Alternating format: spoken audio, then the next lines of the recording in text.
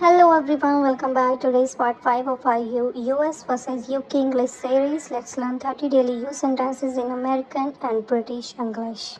Can I get the check? Can I have the bill? I'm going on vacation. I'm going on holiday. I live in an apartment. I live in a flat. Take the elevator. Take the lift. Throw it in the trash. Put it in the rubbish bin. Let's stand in line. Let's stand in the queue. I need gas for my car. I need petrol for my car. I'm going to the movies. I'm going to the cinema. I bought new sneakers. I bought new trainers. Pass me the flashlight. Pass me the torch. Put it in the trunk. Put it in the boot. Open the hood. Open the bonnet.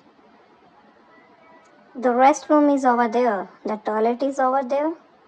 I love cookies. I love biscuits. Let's eat french fries. Let's eat chips. I bought candy. I bought sweets. I need a diaper. I need a nappy. I forgot my cell phone. I forgot my mobile phone. I sent you a mail. I sent you a post. We are going downtown. We are going to the city center. Please erase this. Please rub this out.